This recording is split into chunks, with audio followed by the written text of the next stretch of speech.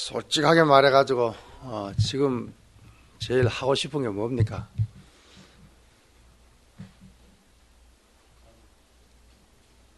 가서 자고 싶죠? 안 그러면 저 밖에 나가서 영화나 한 프로 땡기든지 뭐 그러고 싶겠지. 안 그러면 저 넓은 운동장에 가서 그냥 공을 한번 세게 차버리든지 그랬으면 좋겠다는 생각도 듭니다. 네.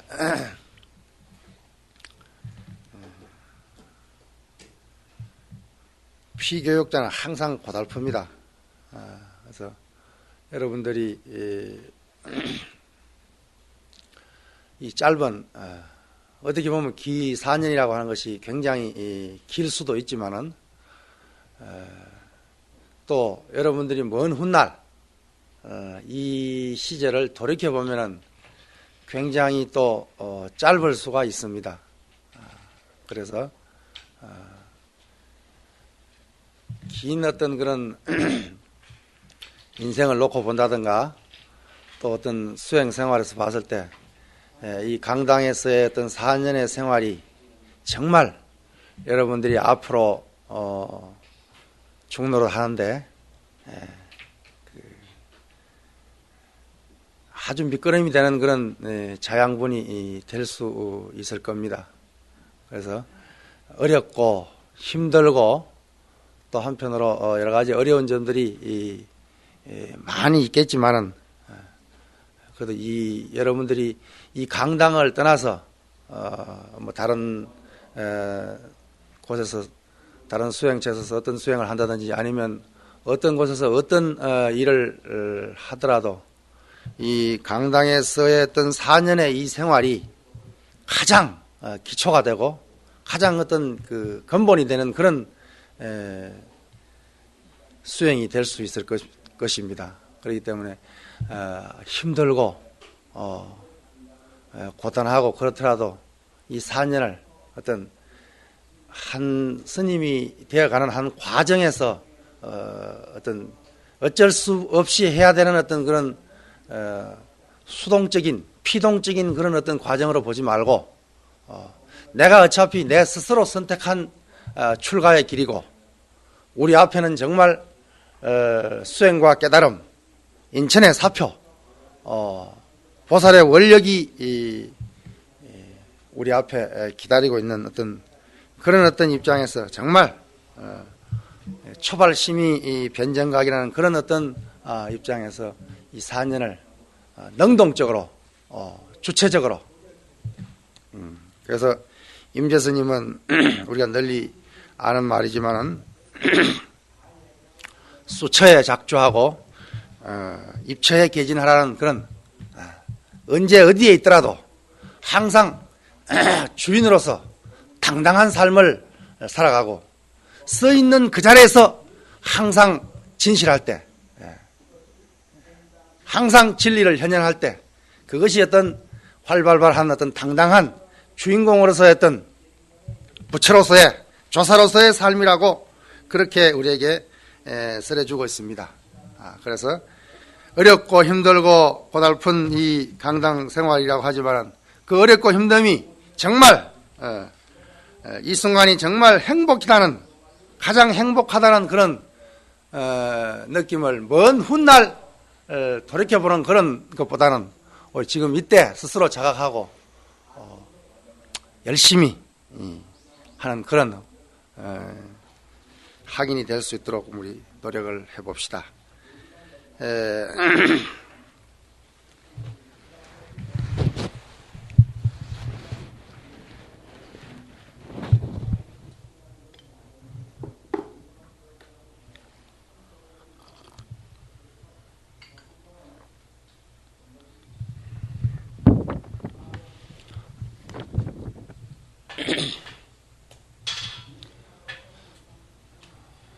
오늘은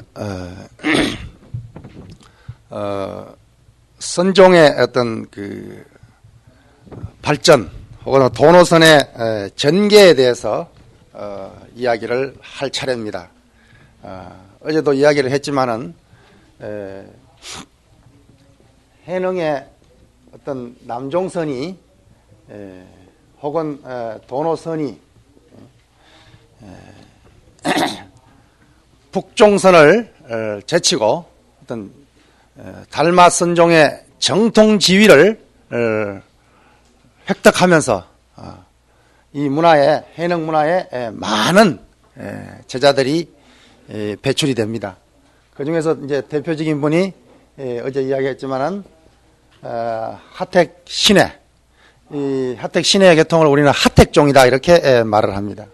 그 다음에 남악 회양과 마조 도율로 이어지는 홍주종, 홍주라고 하는 것은 지금 강서성 남창 그 일대를 옛날에 홍주라 그랬습니다.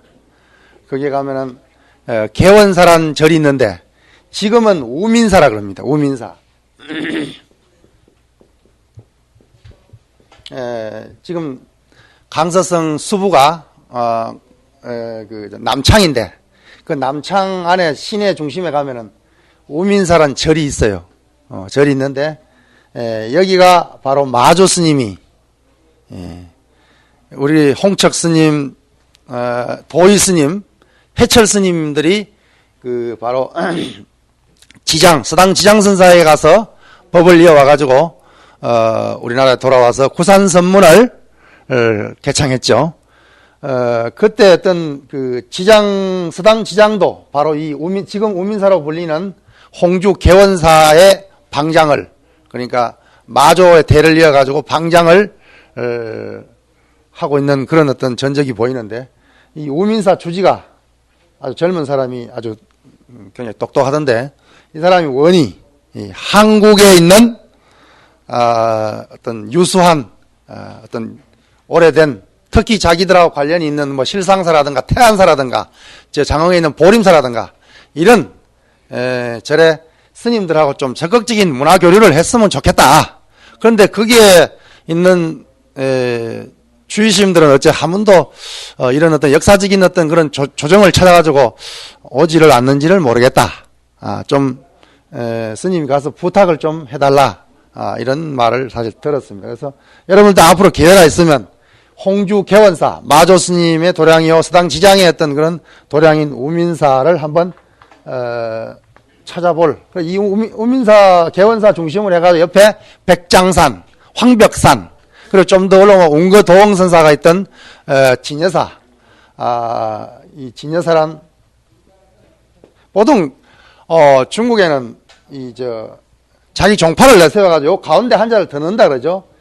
선종에서는 진여선사라고 이렇게 선자를 넣습니다. 이렇게 여러분들 중국 가보신 분들 알지만은 천태 국청사에 가면 거기 가면 강자를 붙여가지고 천태 국청 강사 이래 놨어요. 이렇게 놓고 뭐 국청사가 뭐 강사에 속하는 건 아니지만 명대에 그런 편액을 내려가지고 그래 놓고, 보통 선종에 속한 절들은 무슨 선사, 예를 들어서 해능 스님이 계셨던 남아사에 가면 남아선사 이렇게 표현을 하는데, 이 진여선사, 그러니까 웅거도홍 스님, 조동종의 웅거도홍 스님이 있었던 우리나라의 황해도 해주에 있는 수미산 광조사에서 수미산문파를 개창했던 그 이염선사가 웅거도홍 스님인데 가서 법을 받아온 자리가 바로 이 진여사인데, 이 진여사가 중국에서 지금 제일 큰 선방이 있어요.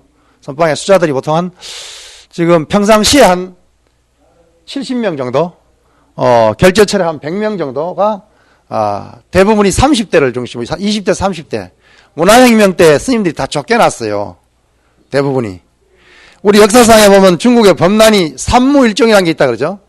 삼무일종을 다 합한 것보다도 사실은 문화혁명 때 불교의 폐해가 가장 심했다고 그렇게, 논평을 합니다. 그런데 실제는 아직 문화혁명의 어떤 그런 세대들이 중국에 남아있기 때문에 그런 말을 감히 못합니다. 사실 모택동의 고봉들이 살아있기 때문에 그런 말을 지금 못하지만은 불교계 내부에서는 그렇게 평가를 하고 있습니다. 그래서 그때 스님들이 전부 다 쫓겨났어요. 쫓겨나가지고 심지어는 안 나가려고 하니까 마다리 있잖아요. 마다리 표준말이 뭐예요? 예?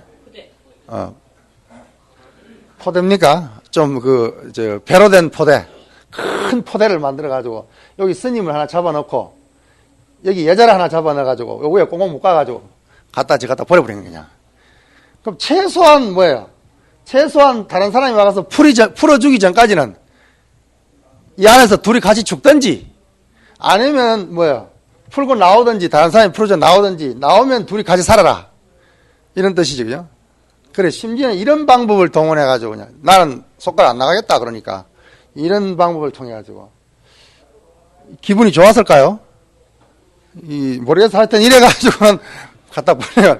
그래, 강제로 전부 다 절에서 퇴출시켜가지고 거의 전 중국에 불과 10손가락 안에 드는 큰 스님들만 놔두고 그때 큰 스님들은 법령이 있어 감히 건드리지를 못하잖아. 이때 이 홍위병이라 그래가지고 이때 이 홍위병의 어떤 주요 병사들의 어떤 중고등학생들이라 중고등학생 17, 15, 17, 18살짜리들이 전부 이렇게 해가지고 대학 교수 자기 중고등학교 선생들까지 다 그냥 하방이라 해서 농촌으로 그냥 강제로 보내는 거죠.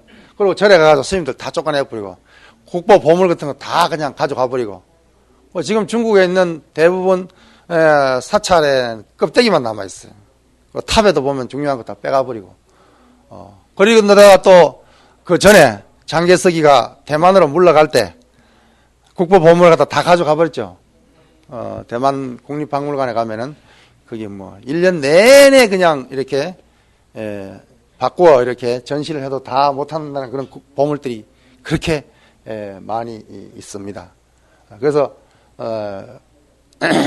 사실은 본토에서 대만을 갖다가 그냥 포로 한 방 때려가지고 박살을 내고 싶은 마음도 있기는 있는데 들리는 말로는 그 조상들이 내려온 중국의 유물이 다 대만 타이베이시에 있기 때문에 때리지 못한다.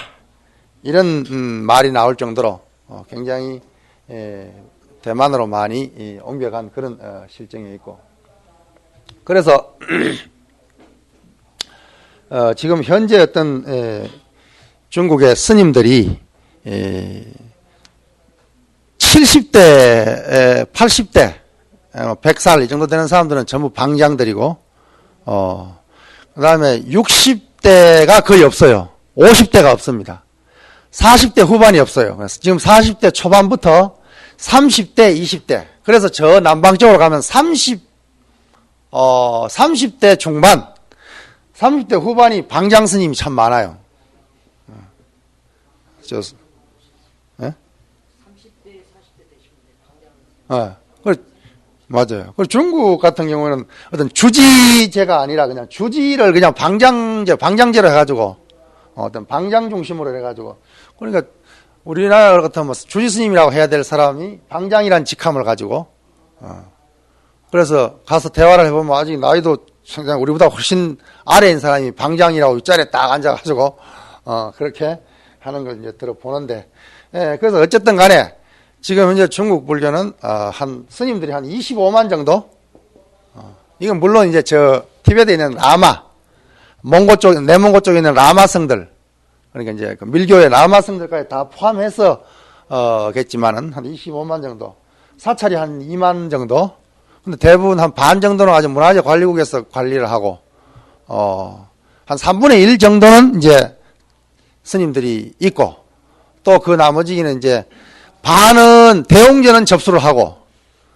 대웅전 이외에 다른 거는 이제 문화재 관리국에서 이제 관리를 하고 이런 어떤 굉장히 우리의 어떤 시각으로 봐서는 굉장히 황당한 그런 어떤 입장을 많이 볼 수가 있는데 어쨌든 간에 중국 불교가 중국 공산당 중앙공산당에서 이제 종교인도 이제 공산당원으로 가입할 수 있다 없다를 지금 한창 올 여름에 공산당 전체 회의에서 지금 회의를 해서 결정한다니까 이제 그렇게 되면은 이제 좀 종교가 정말 명실상부하게 내외적으로 좀 자유스럽게 돼서 스님네들이 자유스럽고 불교가 좀 다시 일어날 수 있는 그런 좋은 시절 인연이 도래했으면 좋겠다는 그런 마음이 사실 간절해요.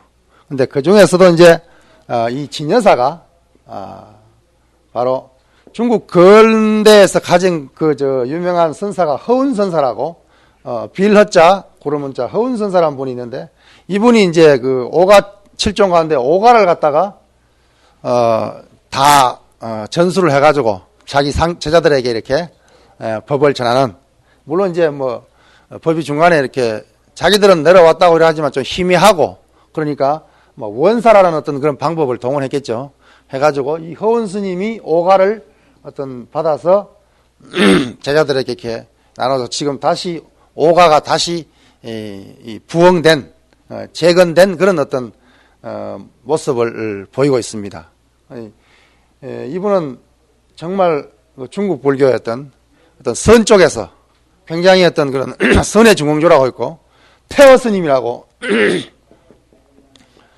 있는데 이분은 교 쪽에, 불학원, 다시 말해 전통 강원을 세워가지고, 어떤 불교 운동을 교와 선 쪽에서 활발하게 전개하고 이 두 분 덕택에 그래도 현재 그나마 현재 중국 홍산 치하에서 명맥을 유지하고 있는 그런 실정이에요. 그래서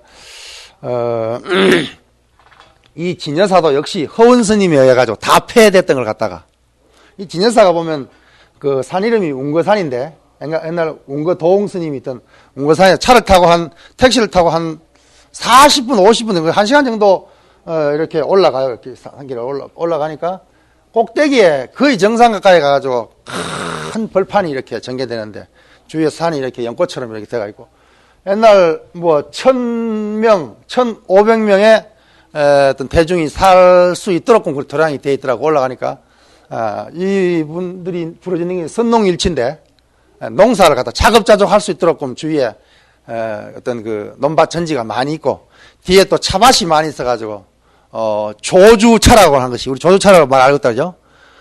조주 끽다라고 하는 그 조주차가 지금 조주가 있던 하남성 백림사 주위에는 차가 안 납니다. 북쪽이기 때문에 바로 조주 스님이 이 운거사에 가서 진여사에 가서 운거도홍 스님을 만나고 나올 때 운거도홍 스님이 배웅한 그 자리에 조주관이라고 하는 그 어떤 관을 만들어 놨어요. 관문을 만들어 놨는데 바로 이 조주차가 운거산 진여사에서 생산된 차라 그래. 지금도 차를 많이 재배하고 있는데 여기에 이 선원이 중국에서 제1선원입니다. 중국에서 방장이 되려면 이 진여사 선방을 거쳐나가야. 그래서 저도 여기 가서 한철을 살았는데 중국에서 방장이 혹시 될지는 모르겠어. 어쨌든 간에 그 스님네들이 그래서 젊은 스님네들이 그래서 열심히 하려고 제가 처음에 가가지고는 요 젊은 스님들 아마 입성인가 뭐 찰중인가 모르겠어. 하여튼 처음에 갔다 며칠 있다가 왔다 그 다음에 이제 갔어 이제 방불을 드렸는데 처음에 가가지고 처음에 갈 때는 이제 뭐 운동화를 신고 이제 이렇게 걸망을 메고 이렇게 초라하게 갔더니 새벽에 애부를 참여하고 이렇게 그 사람들 새벽에 애부를 2시간씩 합니다. 이렇게 우리처럼 이렇게 육체적인 어떤 우리 좀 쉽잖아. 계속 절을 하고 그러죠. 그렇지만 그 사람은 능엄주를 갖다가 이 혹에 합장한 상태에서 중국 그렇잖아. 뭐 우리처럼 이렇게 바닥이 아니고 뭐 요런 판을 만들어 놨다 그죠. 그 판 위에 꿀앉아가 하거든. 우린 습관이 안 돼가지고 거기 꿀앉아가 1시간 정도 이래 있으면 혹에 합장해서 죽을 지경이라 그냥. 그러면서 또 중간에 돈다고 이렇게 포행을 하는데 포행하다가 어떤 젊은 중이 있다가 나오더니 너 뭐야? 내보고 너 뭐야? 왜? 그랬더니 중국은 다 반말이잖아. 높임말이 없잖아. 그죠? 너 뭐야? 왜? 그랬더니 너 신 신고 있는 게 뭐야? 그러는 거라. 내가 그때 신을 운동화를 신고 있었거든. 중국 스님들은 다 배신 신잖아. 배로 된 거. 뿌시에 그래가지고 배로 된 거 신거든. 근데 나는 운동화 신는데 마침 그게 가죽 운동화였던가 봐. 이거 운동화다. 그랬더니 어찌게 출가자가 자비심이 없이 어찌 가죽으로 된 운동화를 신고 다니냐. 그러고 왜 할 말이 없어 내가. 근데 미안하다고. 이거 어쩌다 보니 이게 여행을 하다 보니 이래 됐다.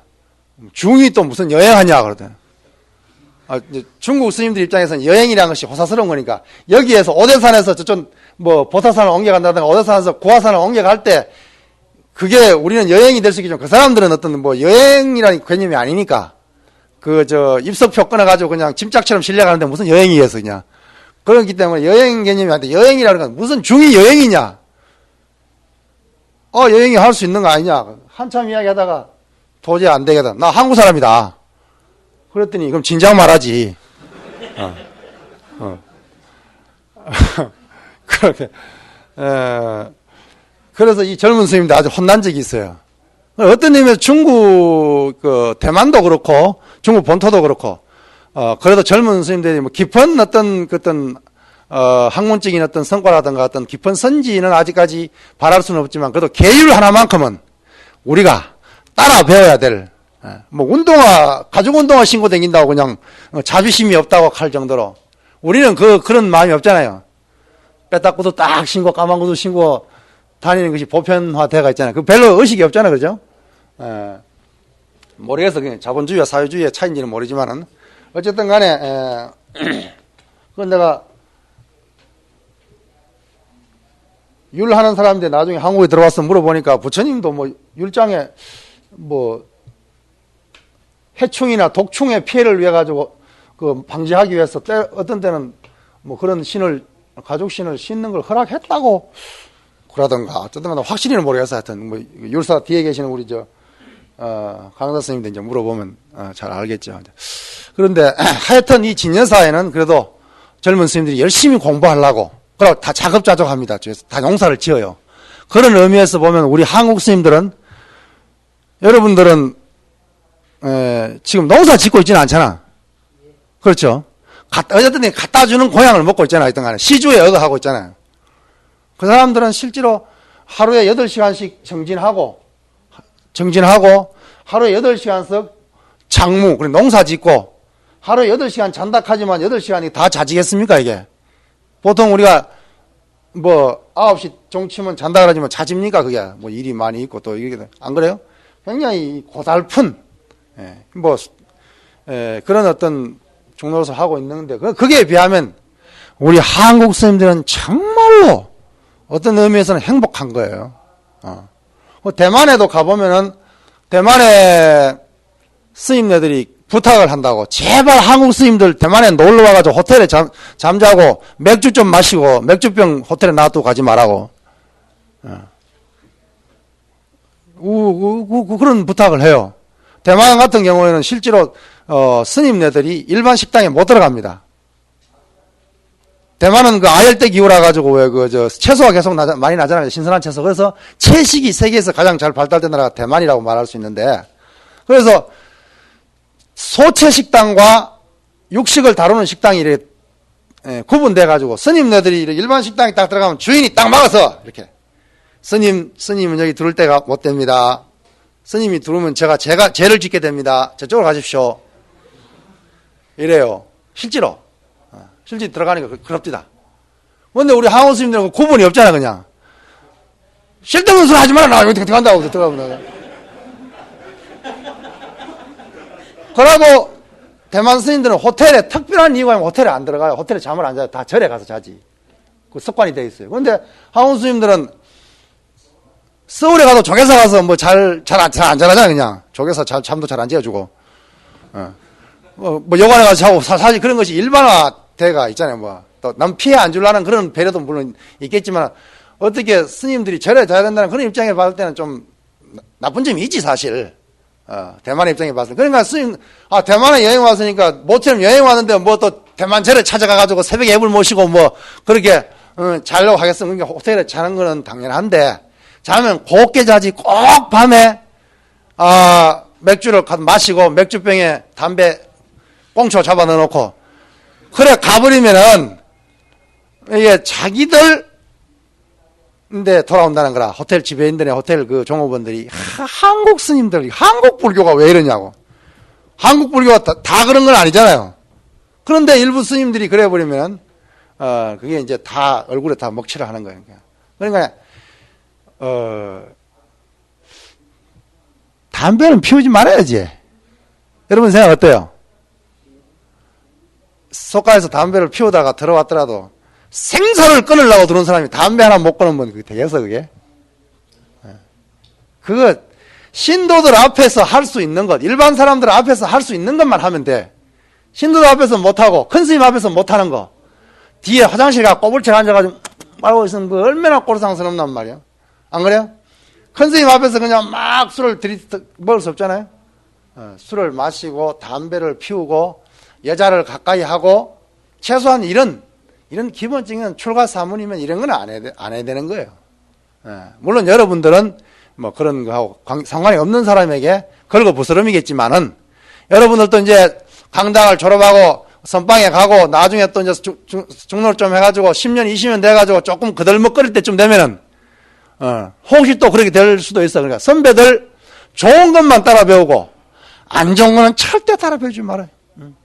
어째 출가 사문이 담배를 넘모드로 숨어서 담배를 피우고 넘모드로 술을 마셔서 단청불사를 하고 그러면 그건 정말 출가 사문으로서의 어떤 정말 위가 안 되는 거예요. 뭐 돈은 차치하고 그런 기본적인 어떤 위를 갖추지 못하면 스님으로서 자격이 없는 거예요. 그러면 옷 벗고 나가야 돼.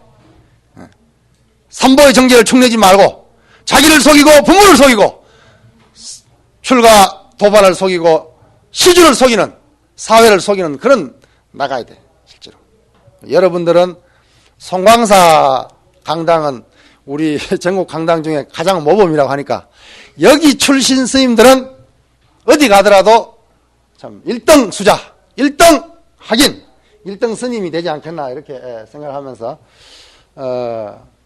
왜 이런 이야기가 나왔지 강의하다가 엿길로 세가지고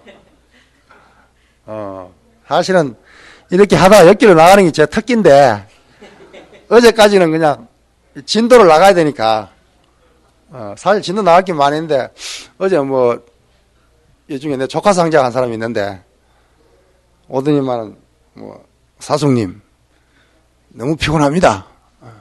좀 재밌는 이야기도 좀 해주시고 좀 부드럽게 해주세요. 그 소리가 10분 늦게 들고 10분 일찍 맞춰가 소리 아니야? 근데 우리 강주 스님은 또 은근히 나에게 보내는 눈빛이 그래도 시간 준수하고 열심히 해달라는 그런 눈빛으로 내가 알아들었기 때문에 명강사가 안 되더라도 시간은 준수하겠습니다. 그러니까 시간 준수하고 너무 긴장하고 또 졸리면은 저 강주 스님, 강사 스님 모르도록 좀 조세요. 나는 봐줄 테니까. 근데 잠깐 졸면은 또 되는 거니까 너무 오래 졸지 말고 또 정신 차려가지고 공부할 때는 하고 그렇게 해야 되겠죠. 진여사라든가 저 해능 스님이 계셨던 남하사 그리고 운문 스님이 계셨던 대각사 이거 남하사 대각사는 광동성에 있습니다. 그리고 천태산에 가면 지자 스님이 계셨던 국청사 중국 이야기 나온 김에 중국 이야기 좀 더 합시다. 그럼 국청사 그리고 하남성에 조주 스님이 계셨던 백림사 여기에 가보면 그래도 중국 불교가 아직까지는 그래도 살아있구나 이런 느낌이 와요. 어떤 사람이 송광사에 들어와 보면은 여기는 수행 분위기가 자기도 모르게 느껴진다 그러죠. 이런 절에 가보면은 다른 절에 가보면 중들이 저게 뭐 중인가 싶을 정도로 절 지키고 있는 절지기인가 싶은 그런 생각이 들 때가 많은데 이런 절들에 가보면 그래도 젊은 사람들이 또리또리하게 그냥 뭔가 하려고 어떤 수행이 어떤 풍모가 풍겨져 나오는 그런 것을 느낄 수가 있어요. 여러분들이 방학 때 혹은 이후에 졸업을 하고 시간이 있으면 중국에 가서 이런 데 한번 돌아보는 것도 아주 좋을 것입니다. 중국에 가면 또 5대 불교 명산이 있어가지고 5대산이 있죠. 5대산 북경에서 산서성에 한 가장 가까운 데 있는데 그 5대산이 있고 그 다음에 저 절강성에 가면 보타산 관음도량이 있고 그 다음에 안희성에 가면 구화산 이 구화산은 여러분들이 잘 아는 바와 같이 우리나라의 김교각이라고 하는 그 지장 스님이 바로 우리나라 신라왕자 출신으로서 사실은 이분이 동아시아에서는 성자로 추앙받는 겁니다. 우리만 이제까지 모르고 있었지. 사실은 일제시대 이전까지는 이게 알려져 있었다네요. 그런데 일제 식민지에 이런 사실을 갖다가 다 없애버렸답니다. 그래서 우리가 모르고 있었던 거예요.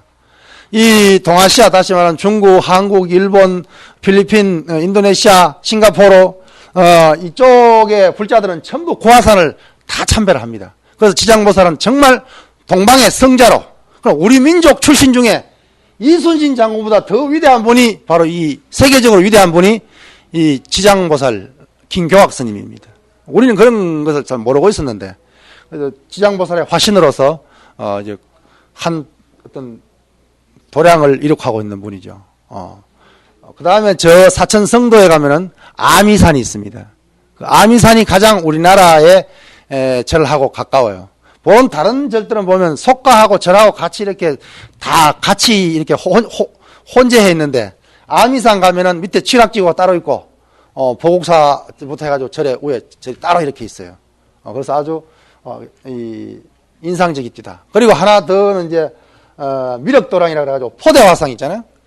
예, 우리는 포대화상 하지만 중국 가면 전부 미륵부사 그래가지고 전부 미륵보살, 절 입구마다 전부 다 사천왕 앞에 이렇게 배불뛰기가 이렇게 딱 이렇게 폼 잡고 있는 어느 절이든지 가면은 그 미륵보살이 이렇게 있어요. 그것은 어떤 우리는 포대화상이라 그러고 미륵보살의 화신이라 그러지만 중국에서는 민간신앙으로 어떤 재물을 담당하는 파차이 그래가지고 재물을 어떤 일으키는 그런 어떤 신으로 정착이 돼가지고 집에 가도 식당에 가도 그냥 배불뛰기가 딱 이렇게 폼을 잡고 있는, 그래서 모든 절에 가면은 사천왕문 앞에 이렇게 포대화상이 있어요. 그래서 이 포대화상이 출가하고 교화한 데가 설두중년선사가 계셨던 운문종에 설두중년선사가 계셨던 설두사란 절이 있어요. 이게 절강성에 있습니다. 영파. 닝부억 하는 데가 영파가 있는데 거기서 얼마 안 돼요. 거기서 장개석이 생가가 있는데 바로 얼마 안 돼요. 대만 사람, 일본 사람들이 굉장히 많이 오고 그러는데 그 설두사가 바로 미륵 성지입니다. 그래서 이것을 갖다가 보통 불교 5대 성지라 그러는데 중국에 여러분들 기회가 있으면 한번 가서 참배를 하는 것도 좋겠다는 생각이 듭니다.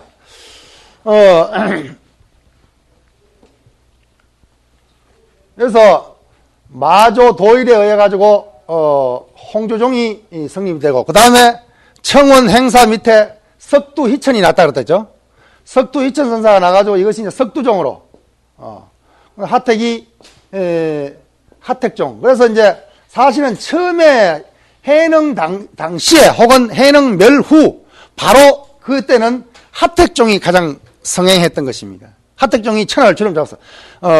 조계의 모든 선법은 다 하택의 선법이라는 그런 전적이 나와 있죠. 그래서 하택의 어떤 그리고 실제로 도노선의 지위를 또 해능을 육조로 어떤 현창한 분도 하택 신해입니다. 그러던 것이 마조 도일이 나오면서 서서히 홍주종 쪽으로 옮겨갑니다. 옮겨가가지고 규봉 종밀이 나올 그 시대를 황벽이 나오고 백장이 나오고 임제 그 시들이 되면은 굉장히 이제 첨예한 그런 대립을 합니다. 그래서 하택종과 처음에는 남능북수가 남종과 북종이 원수같이 대하더니 나중에는 하택과 홍주가 올 동조하는 것처럼 그렇게 서로 견제를 하고 서로 법통을 다투더라는 말이 이 전적에 보면 나옵니다. 그래서 둘이 다투다가 여기서 이제 하택종이 하택종의 어떤 네 번째 조사인, 다섯 번째 조사인, 규봉종밀이 이래가지고, 규봉종밀 자신은 자기는 남종의 조사라고 그렇게 말을 합니다, 스스로. 그러 하는데, 나중에, 화엄종의 5조로 추존이 됩니다. 그래서, 교종과 선종의 양대 종의 조사가 된 분은 실제로 이 규봉종밀 한 사람 뿐입니다. 그런데 우리 선 쪽에서 봤을 때는, 홍주종에서 봤을 때는 어떻습니까? 이 규봉종밀이 배신자, 이렇게 종파주의 틀 속에서 봐서는 그렇다 그죠?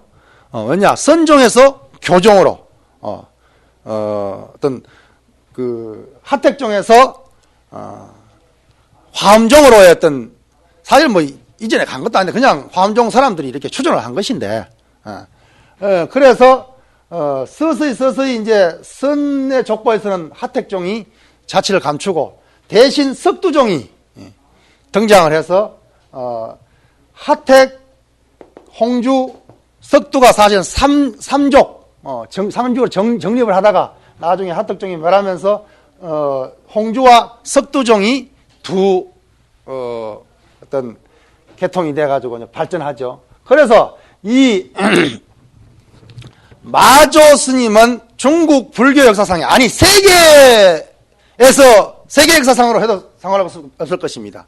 전등록에 보면은 마조 밑에 입실 제자, 다시 말해 깨달은 제자가 39사람, 139인, 조당집에 보면 88명, 이렇게 88명이 맞는지 139인이 맞는지 모르겠지만 그 문화에 몇천 대중이 있으면서 입실 제자만, 건당 제자만도 139인 혹은 88인이라고 이렇게 나와 있는 걸 봤을 때 이만큼 많은, 여기에서 나온 것이 이제 마조의 제자들을 갖다 용상이라고 불렀어요. 용상.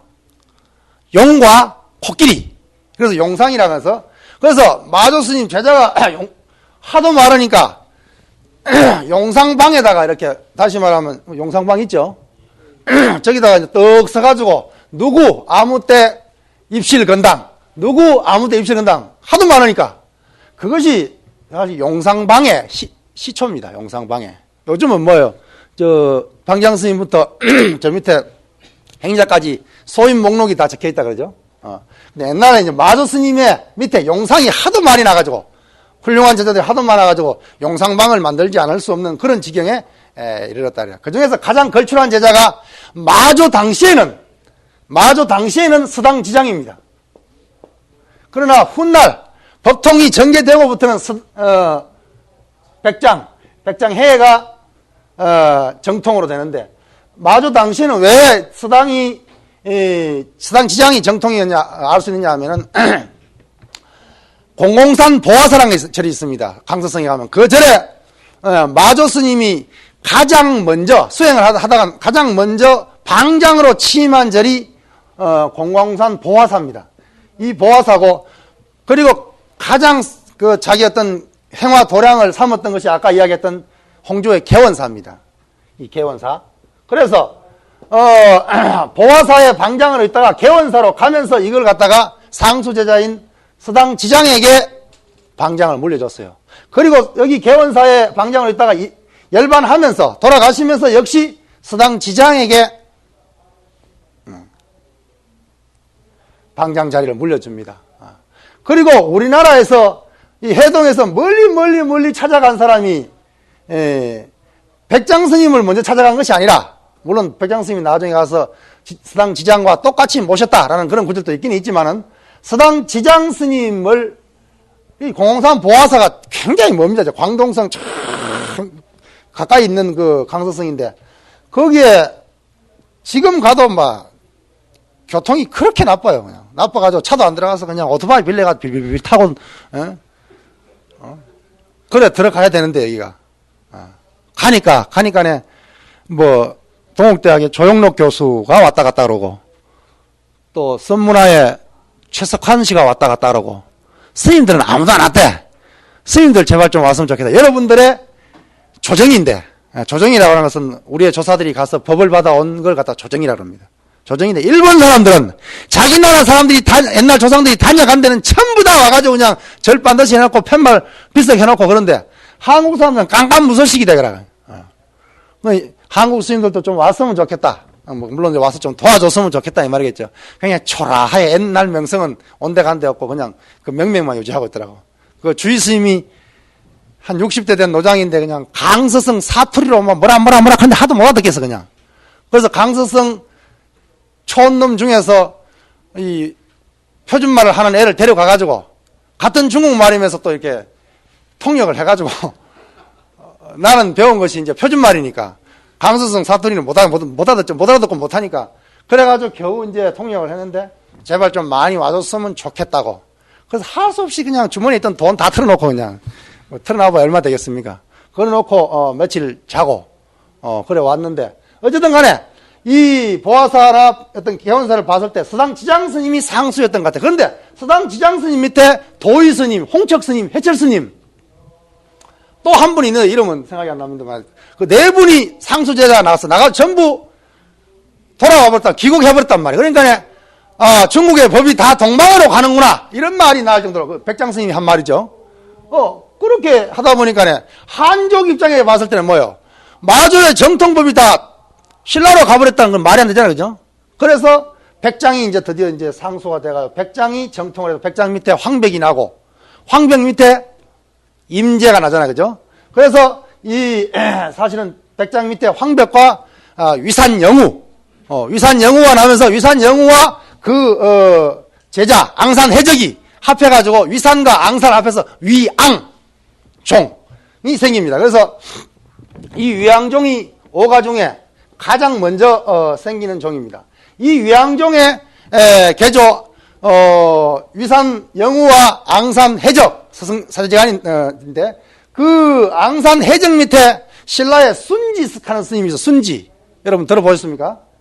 순지라고 경기도 오관산 쪽에서 선법을 편 순지 스님이 이 앙산 스님의 법을 받아 왔단 말이에요. 그래서 이 위앙종 앙산 스님이 계셨던 그 절을 한번 찾아가 보니까 정말 한 30몇 시간 차를 타고 찾아가 봤는데 그냥 절은 없고 옛날 절이었다는 표지만 하나 또 쓸쓸하게 이렇게 남아 있습니다. 거기도 가니까 중앙일보 이연윤 맞죠? 이연윤 기자가 다녀갔다고 그 마을 사람들이 그런 이야기를 하더라고. 그러니까 스님들은 다녀갔다는 말을 안 합니다. 한국 스님들은 되게 바쁘다, 바쁜 모양이라고 그렇게 이야기 하던데. 그래서 마조 밑에 백장이 나고 백장이 밑에 황벽 희웅과 위산영우가 나서 위산영우와 앙산해적에서 위앙종이 생깁니다. 나오죠. 위앙종은 굉장히 선법이 근엄합니다. 근엄하면서 어떤 그 부자가 아버지와 아들이 이렇게 소곤소곤 하면서 하는 그런 선풍이 어떤 위앙종의 가풍이 말이지. 굉장히 근엄하면서도 굉장히 부자가 그냥 정답게 서로 이야기를 주고받는 그런 어떤 화기애애한 그런 어떤 가풍입니다. 그 다음에 황벽희운이라고 하는 이 황벽희운이 사실은 굉장히 선종사에서는 굉장한 인물로 우리 추정받아야 되는데 이 황벽 스님의 선법을 완능록이나 이런 전적을 보면은 해능 스님의 개송 중에 불성상청정이라고 하는 기성전 전구에 보면 불성상청정이 나중에 종법원 가면은 뭐라고 바뀝니까? 본래 무일물로 바뀐다 그러죠. 본래 무일물로 바뀌는 그 본래 무일물이란 말을 완벽하게 처음부터 끝까지 완벽하게 본래 무일물이란 말을 가장 먼저 사용한 사람이 이 황벽 스님이고, 그 다음에 직지인심이란 말 있죠. 선종에서 말하는 직지인심, 그 말도 달마 때부터 그 말이 있었던 게 아니고 이 황벽 스님의 전적에 가장 먼저 직지인심이란 말이 나옵니다. 그래서 선종에서 훗날 선종에서 표방하고 있는 어떤 그런 선종의 어떤 사상들이 대부분 이 황벽 스님에 의해서 창출되었다는 것을 우리는 생각합니다. 시간이 없어가지고 거의 구체적인 것은 사실 못합니다. 그러나 그런 것을 한번 짚고 넘어가면 여러분들이 앞으로 공부할 때 황벽 스님에 대해서 선법에 대해서 공부를 하게 되면은 아마 많은 도움이 되지 않겠나 이렇게 생각합니다. 그 다음에 황벽 스님 밑에 누가 났습니까? 임재의연이 나오고 있다 그러죠. 이 임재의연 스님은 우리 너무나 잘 알기 때문에 뭐 많이 언급할 건 사실 못 된다 그러죠.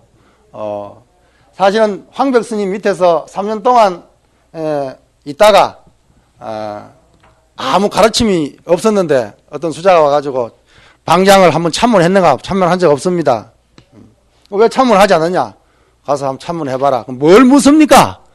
불법의 적적대의가 뭐냐고 한번 물어봐라. 그래서 황벽 스님 찾아가가지고 저를 굽어하고 너 왜 왔니? 스님 불법의 대의가 뭡니까? 말 끝나자마자 기통사발에 올려버렸단 말이에요. 그래가지고 연속 3번을 두드려 맞았잖아요.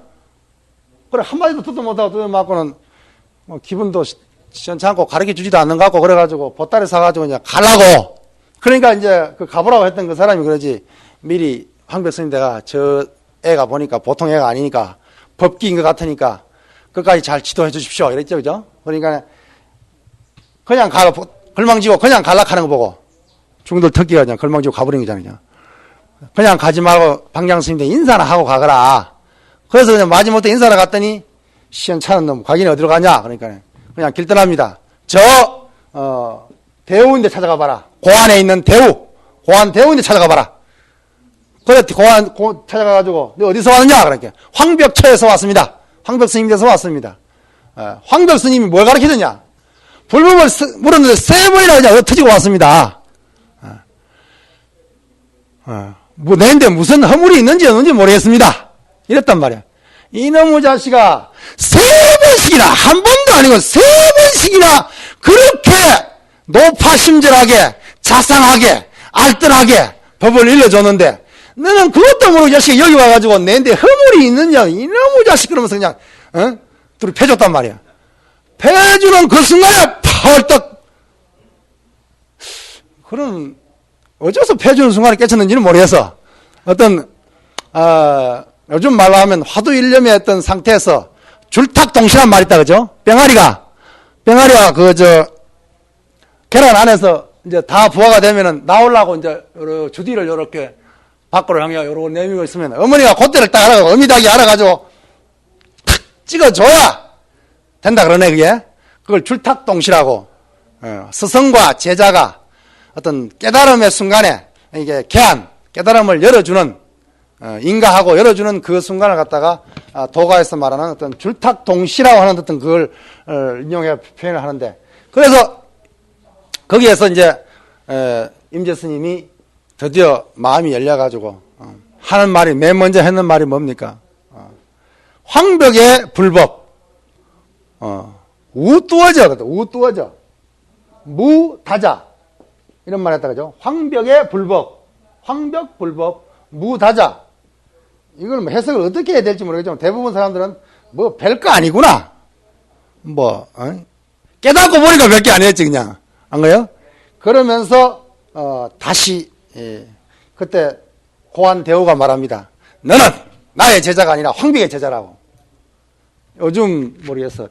열린 사람이니까 이렇게 말하지만 요즘 같으면 상자 욕심, 제자 욕심에서 너는 내 제자야, 이리와. 안 오면 어쩝니까? 너 인마 내인데 건당해! 그런다, 그죠? 건당이라는 것은 사실 법으로, 이렇게 하는 건데, 그래서 너는 내인데 와서 열렸지만 사실은 너를 가르친 사람, 높아심별 가르친 사람은 황벽이다! 황벽인데 가거라. 그래 돌아와서, 또 이제 스님을 만나가지고, 엎어컷을 한 방 먹이죠, 그러죠? 굉장히 임재 스님이, 뭐랄까, 어떤 그런 기질이 있어요. 자기 스님을 갖다가 막 두드려 패는 그런 거는 다 사실 닮으면 안 되지. 예. 경허 스님이 그냥, 말년에 그냥 속한 모습으로 산수갑산에 가가지고 그냥 서당에 훈장 노릇하고, 그러고 술도 마시고, 여자도 함부로 가까이 하고 하는 그런 겉모습만 보고, 그냥, 그걸 따라 배우려고 하는 사람들이, 그 큰 스님을 빙자해가지고, 우리 경허 스님 같은 분도 사실 우리는, 후학으로서 사실 냉철하게 판단해야 됩니다. 경허 문도가 우리 절집의 반을 차지하기 때문에 함부로 말하면 요거도 뭘지 모르겠지만은, 냉철하게 판단해 봤을 때, 긍정적인 면과 부정적인 면을 우리는 분명히 구분을 해야 됩니다. 긍정적인 면은 깨달은 자가 정말 중생과 하나 되기 위해서 온몸을 중생에 불태웠다는 것은 정말 우리는 높이 평가해야 됩니다. 그리고 우리나라 선을 갖다가 이렇게 정말 반석 위에 올려놨던 그런 어떤 긍정적인 측면은 높이 우리는 평가하고 추앙을 해야 됩니다. 그러나 깨달은 자가 어떤 계율이라는 측면에서 후학들에게 깨달은 경지에서가 아니라 후학들의 어떤 경처액이 되는 그런 면에서 당정한 모습을 보여주지 못했다는 데서는 우리는 냉철하게 판단을 가야 됩니다. 비판을 해야 됩니다. 그걸 따라 배워서는 안 됩니다. 그래서 어떤 우리가 큰 스님에게도 배울 것이 있고 안 배울 것이 있고, 우리 큰 스님 경지가 아니니까 그렇게 우리는 말할 수 있죠. 그래서 여기서 이제 임제가 나가지고, 임제는 그 문화를 떠나가지고 어디로 옵니까? 하북성으로 올라옵니다. 그 지금의 백림사가 있는, 이 백림사가 있는 하북선 조현이 있어요. 짜오시엔칸, 조현칸 데가 있는데, 조현인데 지금 옛날은 조주의 그 이름이 조주. 그래서 조주 중심이라고 말을 하는데, 조주 스님이라고 말하는데, 거기에서 1시간 정도 그 석가장이라는 그 도시가 있는데, 그 옆에 보면 정현칸 데가 정현. 띵시엔칸 데가 있어요. 이 띵시엔에 가면은, 정현에 가면은 임제사라는 절이 지금도 남아 있습니다. 지금 있는 절은 옛날 임제 스님이 거주했던 절하고는 조금 장소를 옮긴 절인데, 거기에 그대로 임제탑이, 의발탑이 있고, 그대로 남아 있는데, 거기로 이제 하북성으로 옮겨왔습니다. 그때 하북성의 어떤 주인은 전부 어떤 장안정부로부터, 중앙정부로부터 독립되어 있는 어떤 그 호족, 어떤 군벌, 군사의 어떤 정권이 들어있던 그런 시대이기 때문에, 북방이잖아요. 만리장성이 가깝잖아요. 그죠? 북경이 막 가까우니까 굉장히 어떤 군사 요충지로서 군인들이 지배하는 시대이기 때문에 그 영향을 사실 임제선은 많이 받고 있는데, 그래서 임제선의 가풍은 준열하다. 그죠? 준열하고, 어떤 의미에서는 통쾌하기도 하고, 나쁘게 말하면 굉장히 싸나워가지고, 잘못하면 그냥 할방에 그냥 나가 떨어지는, 그런 어떤 임제할 덕산방에 그냥 나가 떨어질 수, 밖에 없는 그런 어떤 기풍을 보이고 있습니다. 그래서, 이 임제 문화에 사실은 나중에 쭉쭉쭉 내려가면은, 뒤에 몇 페이지에 보면은, 그, 법계도가 나와 있죠. 6쪽에 보면은, 선종 법계도가 나와 있다 그러죠? 그렇죠. 임제종에서, 임제, 삼성 해영과 흥화 존장이 나와가지고 쭉쭉쭉 내려가서, 석상초원까지 가서, 석상초원에서, 황룡파와, 황룡종과 양기종으로 나누죠. 그러죠? 그래서, 그 황룡종과, 양기 스님이 어떤 천하를 풍미하다가, 그 다음에 양기종에서 백운수단이 나오고 오조법연이 나오고 원호극건이 원호 스님이 나오고 거기에서 밑에 대해종고가 나와서 가나선이라고 하는 것이 집대성되죠. 그래서 이 임제종에서 황룡파와 양기파로 갈라집니다. 그래서 임제종이 중국, 한국, 일본에 아직까지도 그 어떤 명맥을 이어가고 있는 그런 실정이죠. 이렇게 해서 이제 마조 문화의 위양종과 임제종이 생기고, 그 다음에 여러분들이 이미 잘 아는 이야기니까 간단히 하겠습니다. 석두 스님 밑에 6쪽을 보세요. 석두 스님 밑에 석두 희천 중간에 조동종 칸들을 보면은 석두 희천 스님 밑에 약산 유엄선사가 나오고 우남 담성이 나오고 동산 양계 조산 본적이 합해가지고 조산 본적과 동산 양계를 합해서 우리는 제자 이름이 먼저 오고 스승 이름이 나중에 와서 조동종이라고 그런다 그죠? 조동종 가운데에서 본래는 그 조산 본적이 적자인데, 그러나 조산 본적의 어떤 제자들은 몇 대 가다가 없어지고 웅거도홍선사, 아까 진여사라고 하는 거 웅거도홍선사 밑에 우리나라도 아까 이엄스님이 가서 법을 받아왔다 그랬죠. 그래서 수미산파가 생겼는데, 그러면 동안도비를 해가지고 동안도비홍, 동안성비 같은 말입니다. 대한경연의 투자 어청, 부용도회, 다나자순 밑에 와가지고 진월청료라는 스님이 나와가 이 진월청료에 의해가지고 묵조선이 제창됩니다. 그런 것을 그 사제인 굉지정각, 그러니까 천동정각이라고 하죠. 천동사에 살았기 때문에. 여러분들 시간 나면 절강성 영파에 있는 영파는 보타산을 가려면 여기서 배를 타기 때문에 여기를 거칩니다. 그래서 영파에 가면은 천동사라는 절이 있어요. 천동사에 가보니까 천동사 절이 너무너무 좋아. 그 어떤 산세도 좋고 여러 가지 좋지만 더 좋은 거는 거기도 선방이 있어요. 거기 선방을 하는데 조동종 개통이니까 수잔대 물어보니까 여러분들 참선할 때 조동종 개통은 묵조를 합니까? 간화를 합니까? 물었더니 간화를 한다는구만. 간화를 하는데 무슨 화두를 듭니까? 물었더니 님 푸어저스웨이 이걸 하더라고. 중국 지금 대부분의 스님들이 이 허운 스님이 이걸 제창했거든요. 이게 연명연수 스님이 처음 제창한 건데 옛날 법안종에 연명연수 선사가 있죠. 연명연수 선사가